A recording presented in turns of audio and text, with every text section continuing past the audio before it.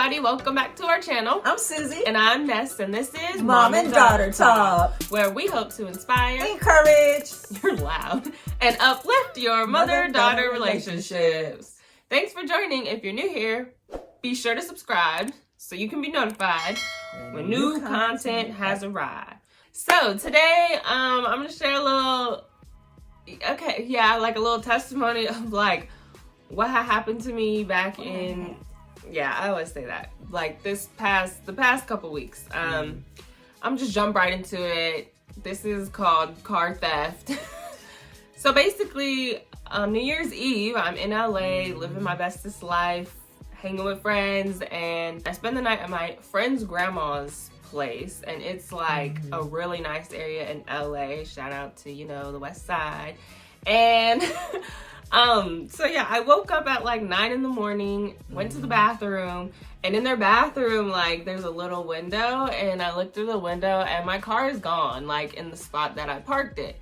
And so it was interesting because initially I was like, okay, let me go ahead and go to the bathroom, wash my hands, see what, and I was just like so calm and so like not tripping. It was Did you think weird. you were dreaming? I didn't think I was dreaming. I just thought like maybe I parked it somewhere else. Oh, okay. And then once I realized, no, you parked it right there. Then I was like, oh my gosh, did my car get towed? Like we're in a residential area. Oh, yeah. And so my friend came in and I was like, yeah, I think my car got towed. But I was just so like calm, interestingly enough. And then it hit me as I was about to brush my teeth. I was like, what if it got stolen? And she was like, oh my gosh, and I still was kind of calm, but I didn't know what to do. So I was, in my head, I'm like, let me just brush my teeth, and I don't know what to do. I don't know, it was weird. So anyway, she goes and she tells her dad, like, Ness's car is not where it needs to be.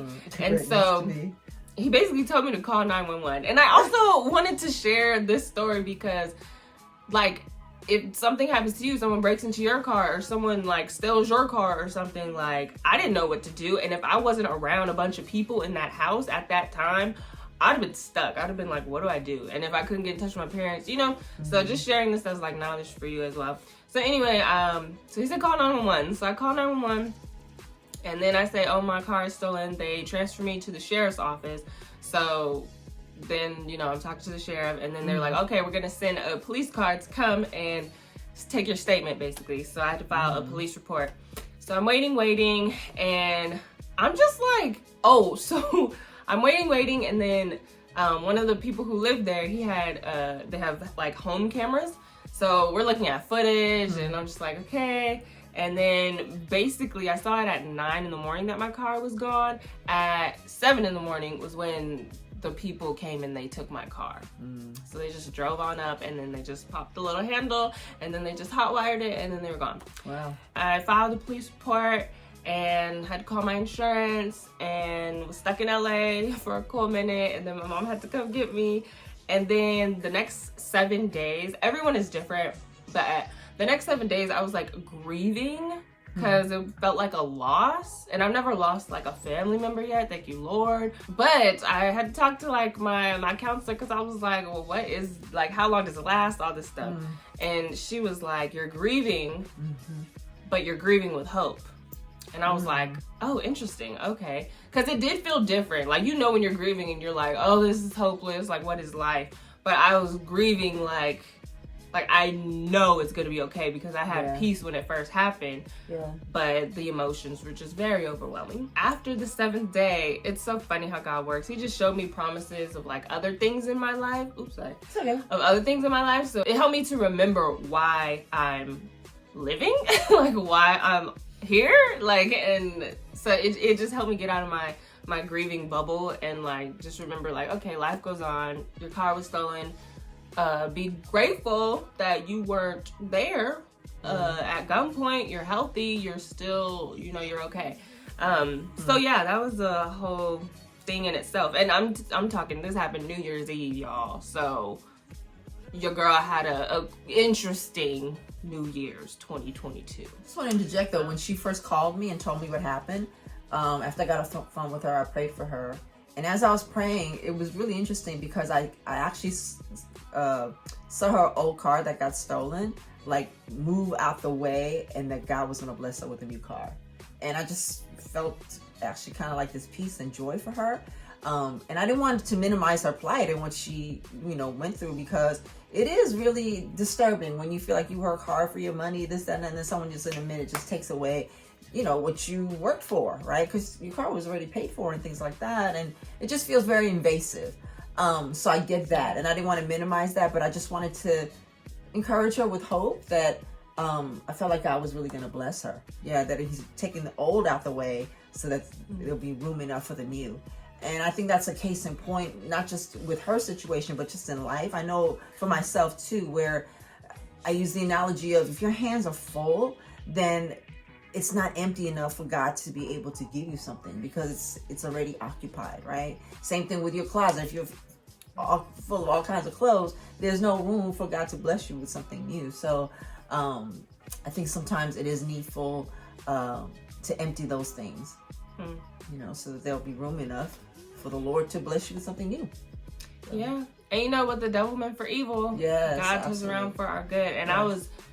I was hanging on to that scripture because it's like, dang, I didn't expect this to happen. And I will say, like, mother to daughter, like, when I called you and I told you, I loved your response, because you had said, you told me the vision, but then you also were like, hold on, let me remember.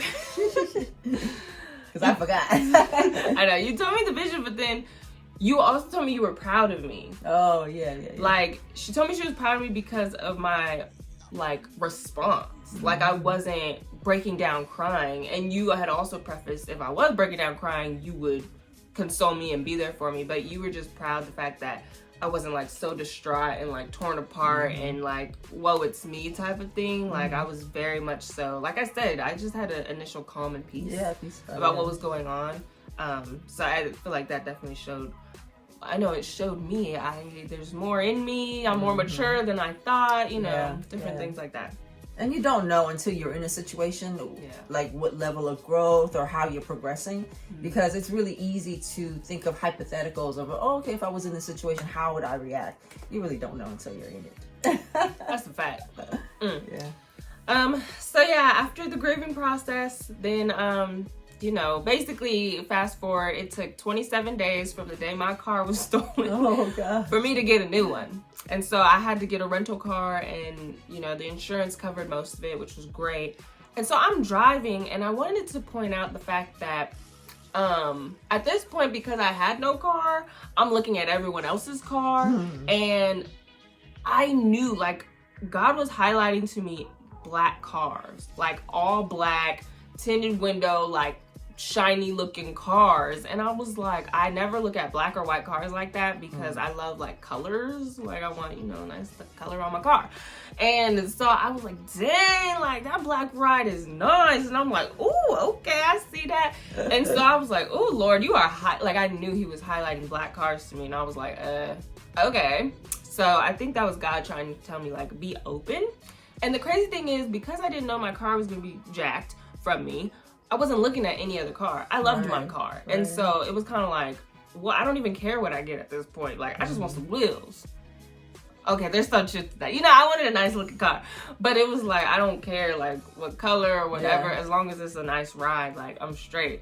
So it was interesting, because I felt like he was showing me little things, like guiding me to what I'm gonna have. But I'm gonna make this a part 2, because I don't want to go on too long. And in the next part, I'll make a part 2.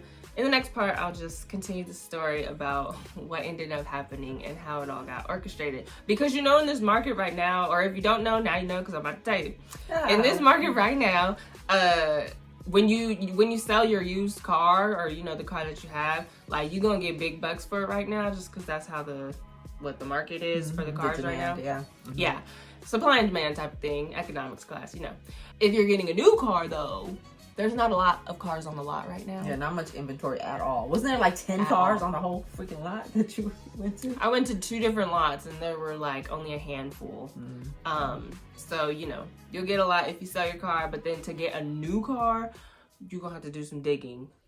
So yeah. All right, so we'll be back with part 2. Thanks for joining. All right, have an amazing day. Bye. Bye.